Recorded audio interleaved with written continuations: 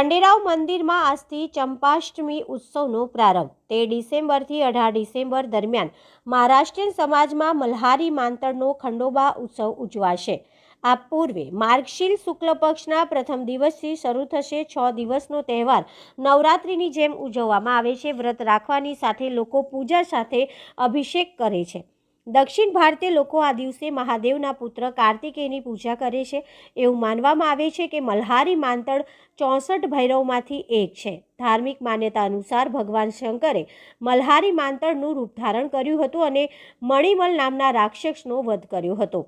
આ દિવસે ચંપા સૃષ્ટિ હતી. 18મીએ શ્રીજીનો વરઘોડો નીકળશે અને મંદિર ખાતે મંગળ વિવાહ થશે. તારીખ 17ની સાંજે 4:30 કલાકે શ્રી બોલાઈ માતાના મંદિરથી પીઠી લઈને શ્રી ખંડેરાવ મંદિરે વાજતે ગાજતે જશે, જેમાં મોટી સંખ્યામાં ભક્તો જોડાશે. સાંજના 4:30 થી 6 દરમિયાન પીઠી વિધિનો કાર્યક્રમ શ્રી ખંડેરાવ મંદિરમાં થશે.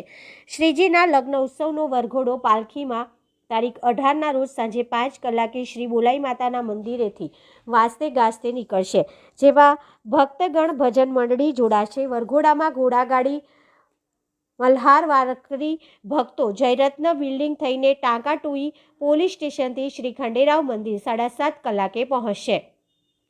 શુભ મંગળ વિવાહ રાજવી પરિવારની ઉપસ્થિતિમાં યોજાશે. તેઓના શુભ હસ્તે મંગલમય પૂજન અને આરતી થશે. પાલખીમાં શ્રી ખંડોબાના વરઘોડાના દર્શનનો લાભ લેવા ટ્રસ્ટી જણાવ્યું હતું. ખંડેરાવ મંદિરનું જે કંઈ પૂજા અર્ચા થાય છે એ વર્ષોથી ચાલતું આવ્યું છે.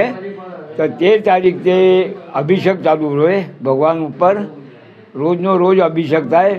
પછી 18 તારીખે ભોલાઈથી પાલખી નીકળે છે, એ મંદિર આવે છે. પછી લગ્નમાં ખુશ શ્રીમંત સયાજી સમરજી ગાયકવાડ અહીં આરતી ઉતારવા આવે છે.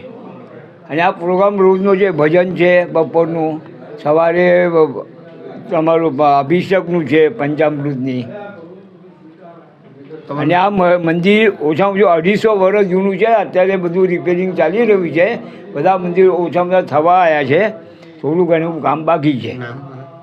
વિશ્વનાથ ડી સપ્રે.